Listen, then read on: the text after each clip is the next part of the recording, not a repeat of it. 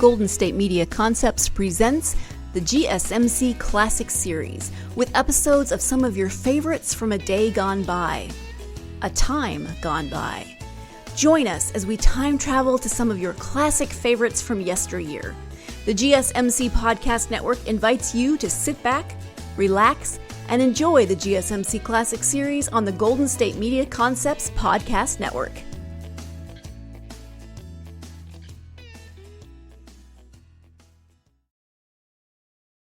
Ladies and gentlemen, we take you now behind the scenes of a police headquarters in a great American city, where under the cold, glaring lights will pass before us the innocent, the vagrant, the thief, the murderer.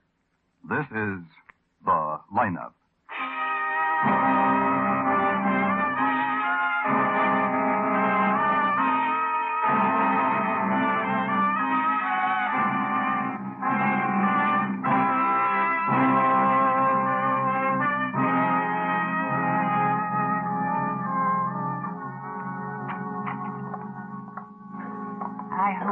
Take long, Lieutenant. I've got to get back to my milk wagon. It won't take my long, horse. Mr. Mayo. Now, let's sit here. Golly, just think. If I hadn't been delivering milk, I wouldn't have seen this fella run out of the alley. Just so you can identify him. Oh, I can do that. I'd know him any place. Why, the way he scared Olga. Olga? My horse. This dead girl, Lieutenant, all dressed up like she'd been dancing somewhere. Had she been dancing somewhere, Lieutenant? That's something we have to find out. Dancing. Then a few hours later... you never May know. I have your attention, please? No, I guess you never do. Dancing. You people out there on the other side of the wire in the audience room, may I have your attention, please? Thank you. My name is Grebb, Sergeant Matt Grebb. I'll explain the lineup to you. Each of the suspects you will see will be numbered. I'll call off a number, their name and charge. If you have any questions or identifications, please remember the number assigned to the prisoner as I call his name. At the end of each line, when I ask for questions or identifications, call out the number. If you're sure or not too sure of the suspect, have him held. The officers who took your name will assist you. They're seated among you. Please be prompt with your questions or identifications. I'll be prompt, all right. The way this fella's scared. Sure, Mr. Mayo, to the bathroom and dress back into their jail clothes. It makes it quite difficult to bring them back after they leave here. The questions I ask these suspects are merely to get a natural tone of voice, so do not pay too much attention to their answers as they often lie. Bring on the line. All right, boys, all right, this way. Move along. You, the first boy. Yes, you. Pick up your feet. Walk to the end of the stage and take your place. The rest of you follow. Now turn and face front, hands to your side. Look toward the people out there. They want to see you. Number one, Phil Rusiger, vagrancy. Where do you live, Phil? Near the arena. I like the wrestling matches. Where were you arrested? In a wrestler's dressing room. I like to help the wrestlers. What do you do for a living, Phil? I'm between engagements, Sergeant. Number two, Molly Deegan, burglary. Where do you live, Molly? Baker Street. Where on Baker Street? Number 3. What were you doing when you were arrested? Gone home. The arresting officer found you crawling through a window on Vista Drive. Was foggy. I must have lost my way. Number 3, Ozzie Duval, open charge. Where do you live, Ozzie? I didn't do no murder, honest. Where do you live? Haven't I been doing all right? You had no trouble for me for 6 months now. Haven't I been doing all right? Him. The one with the mean eyes. Number 3. You're sure, Any Mr. Mayo? questions? His eyes. No wonder he scared Olga. Any questions or identifications? Sergeant Graham. Yes, Lieutenant. Number 3, hold for interrogation.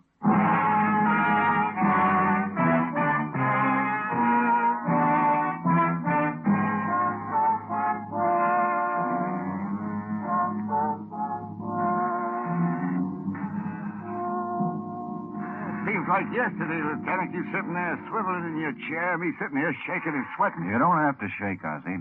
Just tell me about it. This time is serious, huh, Lieutenant? Yeah, Ozzie? Serious. Because a girl named Joyce Ronson was killed. Because you were seen at 5 this morning running out of the alley where she was found. Well, you'd run too, Lieutenant. What were you doing in the alley? I told the Well, cop... tell me. Well, sure, I'll tell you. So I'm sitting here and you're swiveling back and forth in your chair. It don't do no good to lie, I know that. Now, tell me. Sure. Well, it's early morning, maybe 5 o'clock. I'm walking along going home, you know. I passed this alley. I happened to look into it. Happen? Please, Lieutenant, you asked me to tell you. Well, I look into this alley and I see the dame. Her fancy clothes stretched out. I'm curious. I go closer. When I see what I see, I don't have to go closer. I run. What did you see, Ozzy? Somebody plugged her in the head. Bad, very bad. You know she was dead. Why didn't you call the police? Was it my record? You kidding, Lieutenant? Ben, Yeah, come in, man. we got the medical on Joyce Ronson, Ben. Time of death established. Uh-huh, when? 2 a.m., a little this way or that, but 2 a.m. Well, what's so funny? You'll have to excuse me for laughing, but I'm happy. A murder charge and you're happy? Sure, I'm happy. Because from 1 this morning till 3, I was in an all-night Turkish bath. Hillman's, you check, huh? Take him to the door, Matt. Turn him over to Flaherty. Sure, You Ben. check. Come on, Ozzy, come on. I'll find out a big fat guy. All yours, Flaherty. Well, it looks like we go to work, Ben. You have something to work on? Naturally. Namely, the contents of Joyce Ronson's evening bag. Namely what? All the usual contents of a lady's evening bag. Vanity, lipstick, driver's license, miscellaneous matters, the usual. Anything unusual? Well, maybe. A dance program. Now, don't look at me that way, Ben. It's one of those cards girls fill out at a dance so they'll know who's got which dance. I know what a dance program is, Matt. Well, sure, Matt, sure. But, look, let me read it to you. Last night's date's on the top, the class of 1934, McKinley High School, 15th annual reunion dance. Reunion dance, huh? Anything else? Yeah. From the look of the program, Joyce danced with only 2 people, Frankie Moore and Vince Bishop. Give me that program, Matt. Are you going somewhere, Ben? Yeah, I'm going to see how Frankie Moore and Vince Bishop enjoyed the dance last night.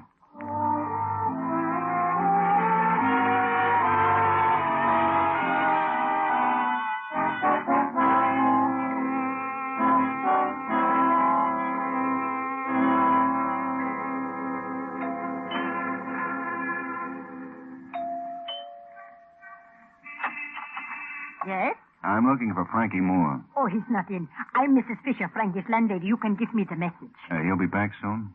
Mister, I'm like a mother to my boys. But I'm a good mother. I don't ask them where they're going or when they're coming back. Are you here about the wedding? Wedding? Yeah, Frankie's wedding. He was getting married this week. He told me, just like he'd tell his mother. He and Joyce were announcing it at the dance last night. Joyce Ronson? Oh, you know her name, so you must be here about the wedding. I'm afraid you're too late. I'm from the police, Lieutenant Guthrie. Oh, then it's the murder that brings you here. I read about it in the papers. Have you seen Frankie this morning? I wish I had. Poor boy. He'll need comforting. A mother's comfort. Somebody to... Oh, no, sir, I haven't seen Frankie. When he comes in, tell him to get in touch with me, please. Of course, Mr. Guthrie. Of course I tell him. Yeah, just as soon as I had a nice motherly chat with him.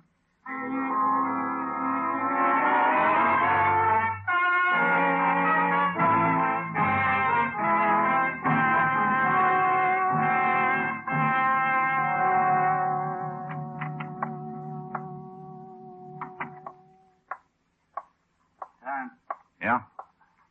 What is it, Barney? Sergeant Grebb left a message for you. Message? Yeah, Lieutenant. He said you didn't have to look for Vince Bishop because he was just picked up for robbery. Where's Sergeant Grebb now? Oh, same place he always is this time of day, Lieutenant. The lineup.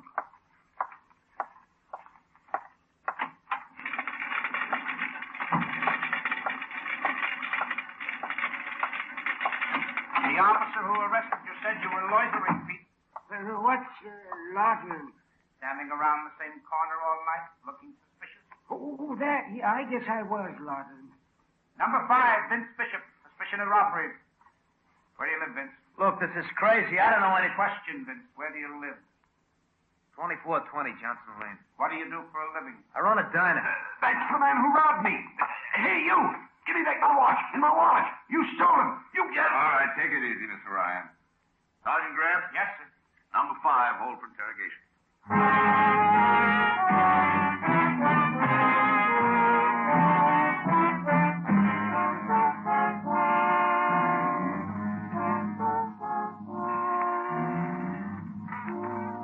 You're making a mistake, Lieutenant Guthrie. A big mistake. Vince, what time was it when you held up Mr. Ryan last night? I didn't hold him up, him or anybody else. Look, I run a Mr. diner. Ryan says it was around 1:30. He says he knows because he was looking at his watch when you asked him for it. He's lying. till my wife gets here. She'll prove he's lying. We have sent for your wife. She's going to say you were with her? She will. She will because I was. Well, tell me about it. Okay. It'll make you feel like a policeman to make me answer questions, so I'll answer. Until my wife gets here. Then we'll just be citizens together. Ask away. How well did you know Joyce Ronson? What's that got to... Oh. I see. I read about Joyce. You've done some checking. You're looking for a pigeon. Huh? Isn't that the way it is, Lieutenant? A nice, fat pigeon? How well did you know her? How well is well? I went to school with Joyce. Saw her now and then in the street. Danced with her at reunion dances. Like last night? Like last night. Just before Frankie Moore announced he and Joyce were going to play wedding tones together.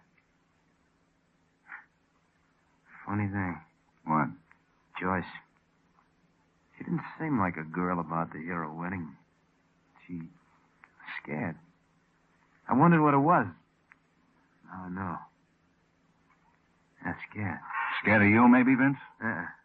Blind alley, Lieutenant. You're trying to make me say I killed Joyce Ronson. I didn't. No. Because just before Joyce was killed, you were on the other side of town filling your pockets with Mr. Ryan's belongings. That's what happens. You get friendly with a cop, give him information, that's what happens. Yeah? Mrs. Bishop. We send her in. Now you'll see, Lieutenant. Vince, why are you here? What's this all about? Look, honey, Wait a minute, Vince. Mrs. Bishop, I sent for you because I have to ask you a few questions. Certainly. But I don't understand Last night, you went to a reunion dance. Your husband was with you, wasn't he? Of course, we always go everywhere together. You hear that, Lieutenant? We go everywhere. I'll do the talking, Vince. After the dance, Mrs. Bishop, what time was it when your husband left you? Left me? That's right. Went out for a walk or maybe a glass of beer. Left the house. Lieutenant, you think Vince did something last night. Something against the law. I'm not saying he did, Mrs. Bishop, but he might have. Well, he didn't. And you know why? Because he was with me the whole night. The whole night, Lieutenant.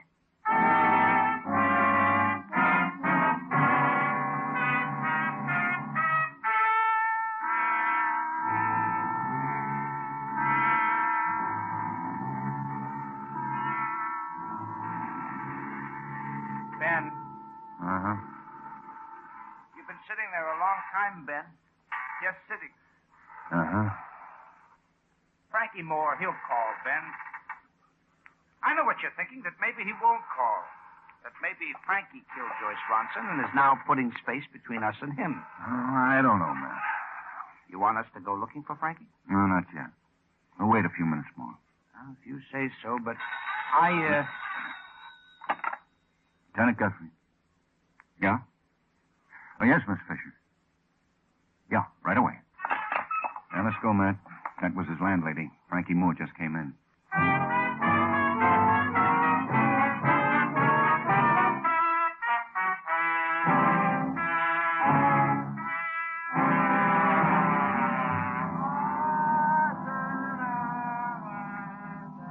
Drunk, my Frankie. So drunk he could hardly stand up. Oh, it's enough to make me lose my motherly feelings. Now, don't take it too hard, Mrs. Fisher. Something every mother goes through. I tried to make him call you, but he... A shot! Come on, Matt. The window, Matt. The shot came from there. too late, Ben. I didn't even see the car. It got around the corner. Frankie, he's pretty bad, huh? Yeah. Frankie. Frankie's dead, Mrs. Fisher.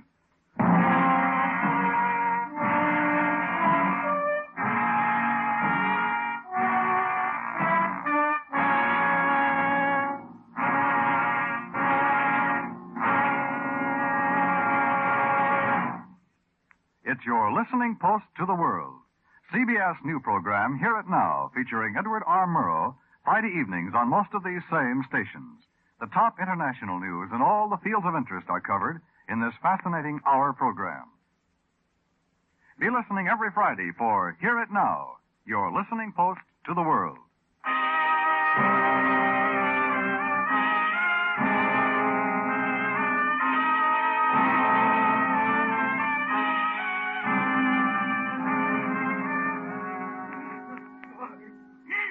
Mrs. Fisher. like a son he was. Such a nice boy. Please, Mrs. Fisher. Man. Sure, Ben, sure. Mrs. Fisher, I just want to tell you, Sergeant Grebb and I... Well, it hurts us that we were too late to save Frankie's life. Yeah, I know that, Lieutenant Guthrie. I know that. And now we'll need your help. My help? I can't help Frankie now. It seems like just yesterday I took Frankie down to the corner drugstore for a hot fudge sundae. Frankie was fond of hot fudge sundaes? Oh, no. Only when his daughter was here. His daughter? Yeah, that's right, Lieutenant. Frankie didn't talk much about her. Poor little thing, always dressed in that ugly uniform. Oh, what kind of uniform? Oh, I'm sure I wouldn't know, Lieutenant. I never pried into Frankie's affairs. But I tell you, that long-nosed drugstore clerk, he would know. He knows everything. Matt, go buy yourself a hot fudge sundae. I'll meet you back at headquarters.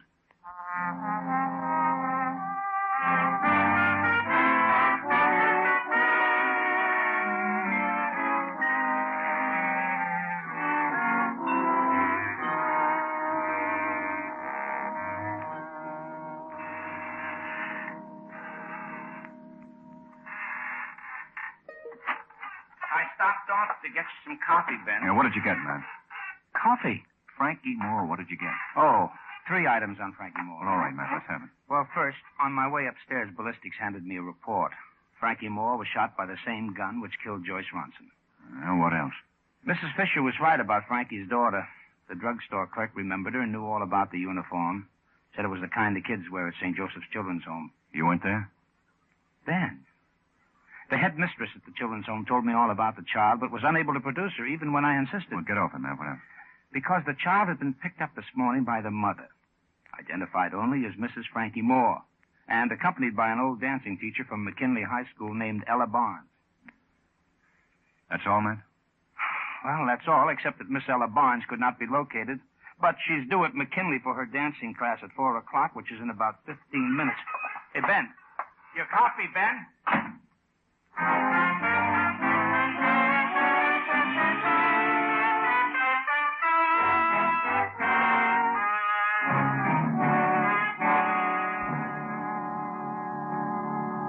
Guthrie, you say?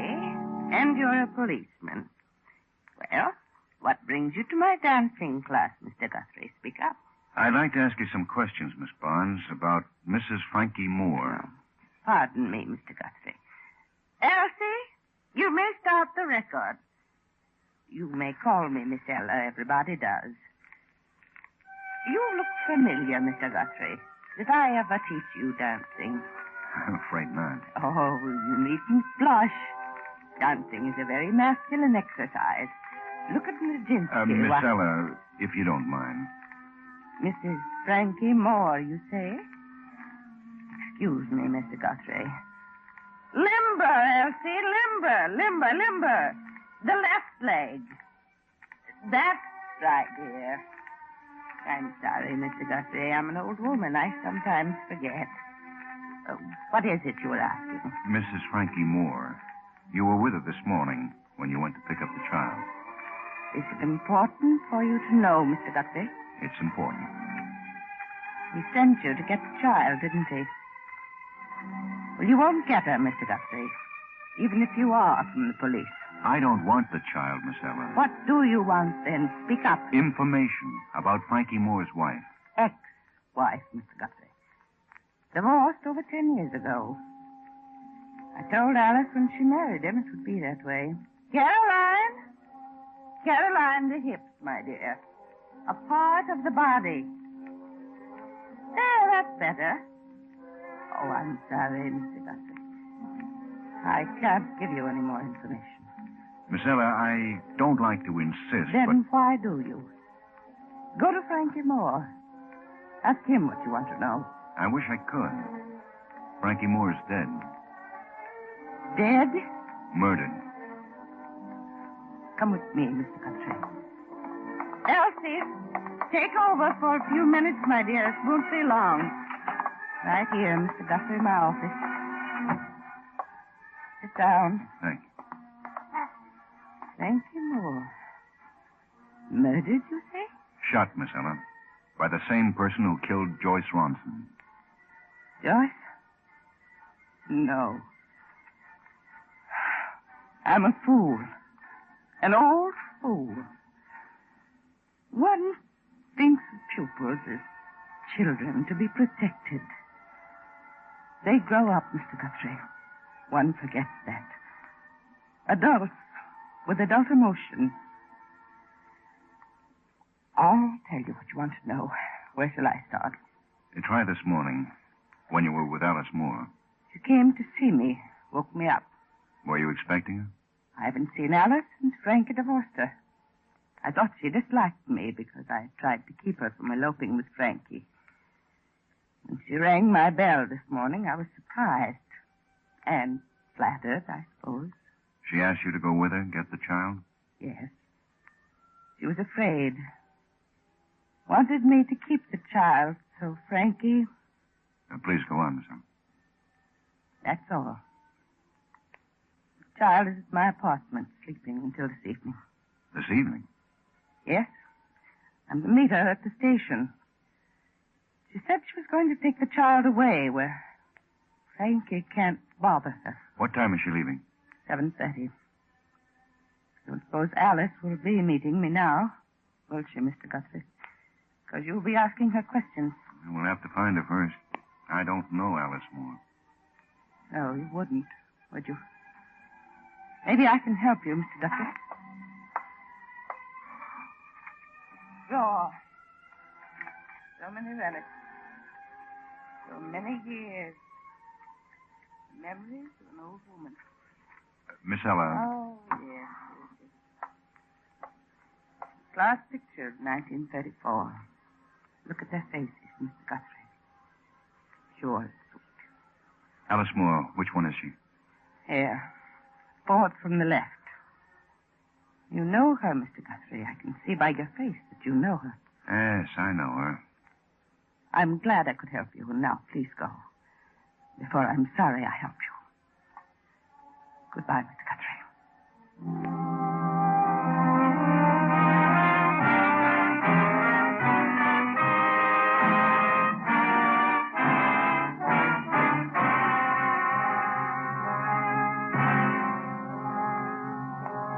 Hi, Ben. I got here as fast as I could. Now we've got time, man. Where's your car? Around the corner, like you said. What's up? Is that Vince Bishop's diner over there? Yeah, the one with the green light. Uh-huh. You didn't answer my question, Ben. Do you think Vince Bishop's wife killed Joyce and Frankie? I don't know yet. I think so. It's a long shot, Ben. You know that, don't you? Just because Alice Bishop was once Alice Moore. If we're wrong, it could mean trouble. Yeah, we'll take that chance. Ben, before we go in there, why don't we just pick up Alice Bishop, take her to headquarters where we can talk to her quiet like? Why not, huh? Because this is the way I want it. Come on, let's go. Just a minute, Ben. Aren't you forgetting something? What? Vince used his wife as an alibi to clear him on that robbery charge. That means they were together. That's why I want them together now. Come on.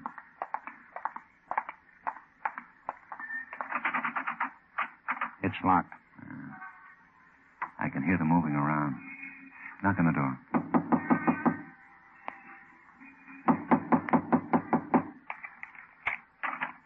We're closed. There's a sign on the door that says closed. Oh. What do you want? We want to come in, Vince. I'm sorry, Lieutenant. We're busy with The inventory. lieutenant said we want to come in, Vince. The lieutenant didn't say it quite that way. Come in. Your wife here, Vince? Yeah, she's here. What do you want to know? Call her. She's busy. I said call her. All right, if that's the way you want it. Alice? Alice, honey, come in here a minute, will you? Vince, you know I'm trying to get this stuff. Oh. You didn't tell me. Now, don't be frightened, Mrs. Bishop. We just want to talk to you for a few minutes. You and Vince. I see. All right, Lieutenant. What do you want to talk to us about? Murder. Why did you kill Joyce Ronson? Are you crazy? I told you. You told me this morning you didn't rob Mr. Ryan. That's right, isn't it? You didn't rob him? Of course I didn't. Think about it, Vince. For robbery, you'd get a year, maybe 2. Murder's a different thing. I didn't rob him. You heard what Vince said, Matt? He didn't rob Mr. Ryan. I heard him. Well, you better come along with us, Vince. We're charging you with the murder of Joyce Ronson. You're crazy. I was with my wife last night, like she said. Go on, tell him again, honey. Sure, I'll tell him. Vince was with me all last night. And if you arrest him, we're going to sue the city for every dollar it's got. You understand, Mr. Guthrie? You ready to go, Vince? I'm not going anywhere. Oh, go ahead with him, Vince. Let him arrest you. They can't prove a thing. I'll get a lawyer, a good lawyer, Vince. When will you get a lawyer, Mrs. Bishop? Doesn't your train leave in an hour? What are you... Where were you going somewhere, Mrs. Bishop? This is ridiculous. I don't know what you're talking about. You better hurry, Mrs. Bishop. You don't want to keep Miss Ella and your daughter waiting, do you? What? What's this all about? Oh, it's nothing, Vince. Don't believe him. What's it all about? Well, I meant to tell you I'm taking a kid on a little trip. You meant to tell me. When? When, Alice? You were going to run out on me, weren't you? Weren't you? Vince, Don't bother, Alice. All right, Lieutenant. I got something to tell you. I did rob Ryan at 1:30 this morning. That's where I was. Now, honey, maybe you'll tell Lieutenant Guthrie where you were this morning? Your husband asked you a question, Mrs. Bishop. I'll tell your husband where you were, Alice. You were killing Joyce Ronson. I won't listen to this. And today, Alice, today you shot Frankie. Why? Vince, are you going to stand there? You're still in love with him, aren't you? Everything I did was for you. Everything. What did you ever do for me? Steal like a common thief because the diner didn't make enough money for you. Out on the streets night after night and scared sick for you, Alice. Did you really think that would help, Vince? For you. All the time you're in love with that cheap, no... You call him cheap. I hate you. Get out of here. I don't want to look at you. Listen to me, Vince. Listen to me say it. I love Frankie. I always loved him. Yeah, even when he didn't want me. So you killed Joyce because she was going to marry Frankie. Is that it, Alice? I couldn't stand it. Her with Frankie. Being with him all the time. You killed Frankie, too, didn't you? He didn't want me. I begged him to come away, but he didn't want me. I came back to his room and killed him. I killed him! Matt, get the coats. Here, then.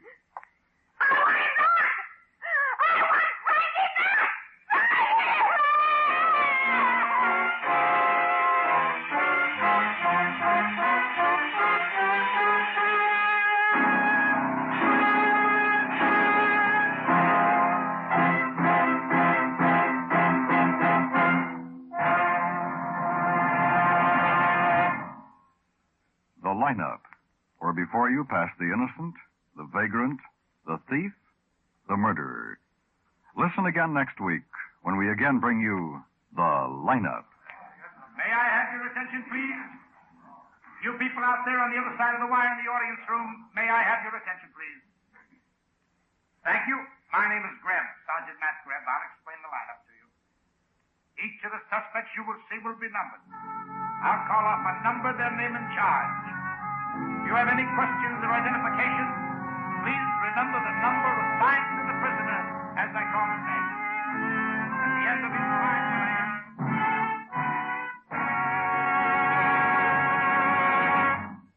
The lineup, starring Bill Johnstone as Lieutenant Ben Guthrie and Wally Maher as Sergeant Matt Grebb, was written by Charles E. Israel with music by Eddie Dunstetter.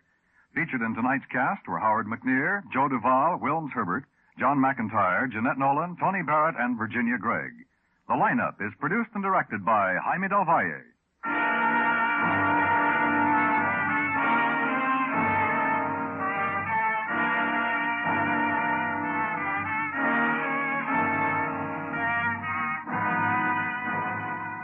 Mark it down. This Sunday, January 7th, the day Charlie Wilde checks in at CBS, the Star's address. You'll enjoy the adventures of Charlie Wilde, a private eye with a whole set of fascinating, unorthodox methods for dealing with men on the shady side of the law. Charlie Wilde, Private Eye, will be heard on most of these same CBS stations every Sunday, starting this Sunday, January 7th.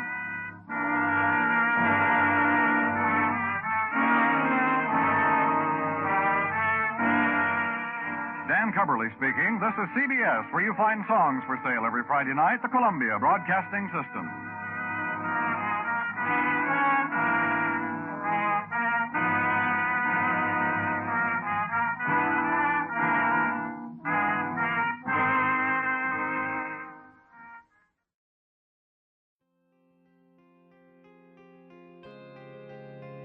You've been listening to the GSMC Classics series, part of the Golden State Media Concepts Podcast Network.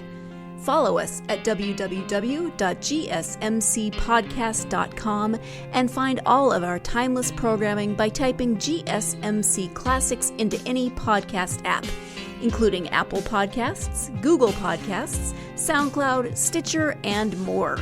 Remember to subscribe to the GSMC Classics series podcasts of your choice to stay up to date on new episodes.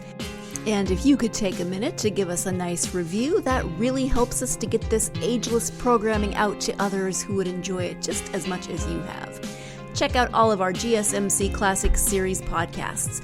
Whether you're in the mood for comedy, romance, adventure, history, science fiction, horror, or anything in between, the GSMC Classics series has you covered. Thank you, and we hope you have enjoyed today's program on the Golden State Media Concepts Podcast Network.